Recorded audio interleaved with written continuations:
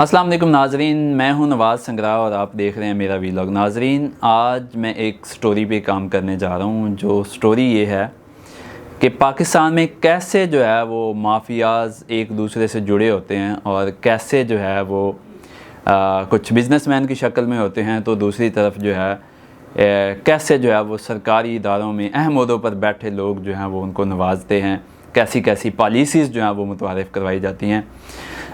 میں کوشش کرتا ہوں کہ کچھ ایسی چیزیں نکال کے لاؤں جو کہ سٹوری بیسڈ ہوں، نہ کہ جو ہے وہ تجزیہ ہو۔ تو آج میں جس چیز پہ سٹوری کرنے جا رہا ہوں وہ ہے پاکستان کی ایک نیشنل فرٹیلائزر مارکیٹنگ کمپنی ہے NFML، جس کا کام ہے جو بیرون ممالک سے یوریا امپورٹ ہوتا ہے اس کی ڈسٹریبیوشن کیسے کرنی ہے وہ بھی میں آپ کو بتاؤں گا کہ کیسے وہ جو ہے مختلف ڈسٹریبیوٹرز کو ایجنسی دیتے ہیں اور پھر ان کو کھاد دیتے ہیں۔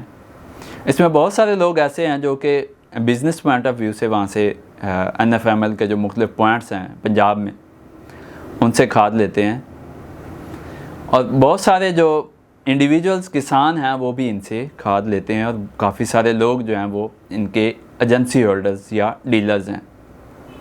جب بھی باہر سے کھاد آتی ہے تو یہ ان کو ڈسٹریبیوٹ کرتے ہیں۔ لیکن بات یہ ہے کہ اب جو سچویشن ہے وہ کیا ہے۔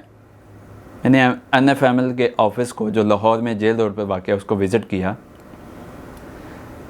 مجھے پتہ چلا کہ یہاں پہ جو ایجنسی ہے، پہلے محکمہ جو ہے یہ پیچھے ہوتا تھا کسان کے، کہ آپ ہم سے ایجنسی لیں، آپ ہم سے جو امپورٹڈ یوریا ہے وہ اٹھائیں، کیونکہ ہمارے پاس 3 بڑی کمپنیاں ہیں، اس کے علاوہ کچھ چھوٹی کمپنیز بھی ہیں جو یہاں پہ لوکل جو ہے یوریا، DAP، نائٹروفاس اور دوسری جو کھادیں ہیں وہ تیار کرتی ہیں۔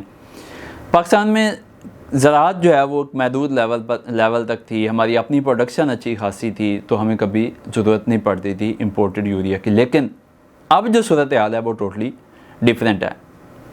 حالات یہ ہیں کہ پچھلے 4 سے 5 سالوں میں پاکستان میں کھادیں جو ہیں وہ پوری نہیں ہو رہی، بالخصوص جو ہے وہ یوریا۔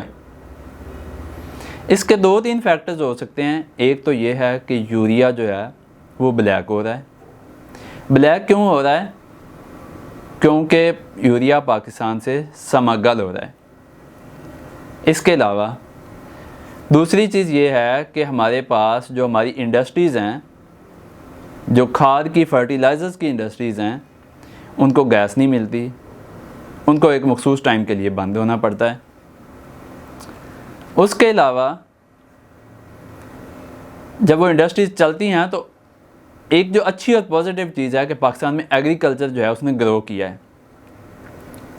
عمران خان کے دور میں، PTI کے دور میں ایگریکلچر جو ہے اس نے گرو کیا ہے، ہماری جو ایگریکلچر لینڈ ہے اس میں اضافہ ہوا ہے، ہماری فصلوں میں اضافہ ہوا ہے، ہمارے کسان جو اس میں شعور آیا، ہمارا کسان جو ہے اس کی انکم میں اضافہ ہوا ہے۔ ایگریکلچر سیکٹر اوورآل جو ہے، تمام جو سیکٹرز ہیں جس میں کاٹن ہے، گنا ہے، اس کے علاوہ آلو ہے، اس کے علاوہ مکی کی فصل ہے، تمام فصلیں جو ہیں، گندم ہے، اس میں دھان کی فصل ہے، سب جو ہیں اس میں بہتری آئی ہے، اور لوگوں کا، کسان جو لوگ ہیں ان کا جو ہے وہ زراعت کی طرف جو ہے وہ رجوع بڑھا ہے۔ ناظرین، جیسے رجوع بڑھا ہے، کھادوں کی جو ضرورت ہے اس میں اضافہ ہوا ہے، تو NFML جو ہے اس نے بھی اپنی پالیسی جو ہے وہ تبدیل کر لی ہے، بلکہ نہ صرف تبدیل کی ہے، میں اس کو ایک ظالمانہ پالیسی کہوں گا۔ اب پالیسی کیا ہے کہ کوئی بھی بندہ جس نے امپورٹڈ یوریا اٹھانا ہے، اس کے لیے یہ لازم ہے کہ اس کے پاس پہلے سے اینگرو، FFC یا فاطمہ فرٹیلائزر کی جو ہے وہ ڈیلرشپ ہو۔ اب اینگرو، FFC اور فاطمہ فرٹیلائزرز کے لیے کی ڈیلرشپ لینے کا پروسیس کیا ہے؟ تینوں کمپنیز جو ہیں یہ کروڑوں کا فرسٹ جو ہے ڈیمانڈ ڈرافٹ لیتی ہیں۔ اب وہ ڈیمانڈ ڈرافٹ کتنا ہے؟ اگر ہم اینگرو کی بات کریں تو وہ 6 سے 8 لاکھ روپے کا ڈیمانڈ ڈرافٹ ڈیمانڈ کرتا ہے۔ اگر ہم FFC کی بات کریں، جن کے پاس سونا یوریا اور ان کی اپنی DAP ہے، وہ تقریباً 2 سے 3 کروڑ روپے کا ڈیمانڈ ڈرافٹ جو ہے وہ ڈیمانڈ کرتے ہیں تاکہ ہم آپ کو ڈیلرشپ دیں۔ سیم اسی طرح جو ہے وہ فاطمہ فرٹیلائزرز کی ڈیمانڈ بھی ہیں، وہ ان کی ڈیمانڈ تھوڑی کم ہے۔ اب یہ ڈیمانڈز کیسے پوری کرنی ہیں، اس کے آپ ایک ڈیمانڈ ڈرافٹ دیتے ہیں اور وہ آپ کو اس کے اگینسٹ کھاد دیتے ہیں۔ اب اس میں بہت ساری ایسی ڈیڈ آئٹمز ہیں جو وہ ڈال دیتے ہیں، کیونکہ ان کی جتنی پروڈکٹس ہیں انہوں نے تو ساری دینی ہے۔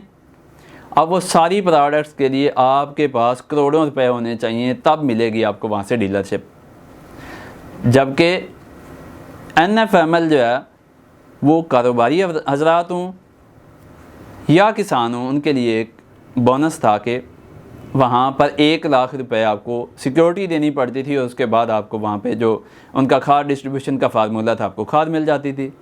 لیکن اب انہوں نے 1 لاکھ جو سیکیورٹی ہے ایک تو اس کو بڑھا کر جو ہے وہ 5 لاکھ روپے کر دیا ہے، اور ساتھ ہی انہوں نے یہ شرط عائد کر دی ہے کہ اس کسان کو یا اس بزنس مین کو جو اس بزنس میں آنا چاہتا ہے، ایجنسی نمبر اس بندے کو ملے گا جس کے پاس NFC، فاطمہ فرٹیلائزر یا اینگرو یوریا جو ہے، جو اینگرو کمپنی ہے، اس کی آپ کے پاس ڈیلرشپ ہونی لازم ہے۔ ناظرین، ایک طرف وہ کروڑوں ڈیمانڈ کر رہے ہیں، دوسری طرف انہوں نے شرط رکھ دی ہے، تو اس کے درمیان پستہ کون ہے؟ کسان یا وہ چھوٹا ٹریڈر جو اس بزنس میں آنا چاہتا ہے۔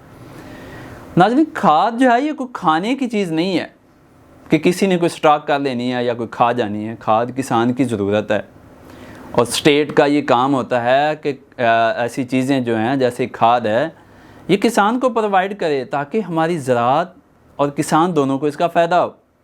لیکن حالات یہ ہیں کہ جب آپ NFML کے آفس میں جاتے ہیں کہ ہمیں ایجنسی چاہیے، ہمیں کھاد چاہیے، ہم نے فصلوں کو کھاد ڈالنی ہے، تو وہ آگے سے کہتے ہیں کہ آپ پہلے کسی کمپنی کے ساتھ جو فرٹیلائزر کمپنی اس کے ساتھ کام کر رہے ہیں۔ اب آپ کے پاس اس کے لیے 3 سے 5 کروڑ روپے ہوں گے تب آپ ان کے ساتھ کام کر سکتے ہیں۔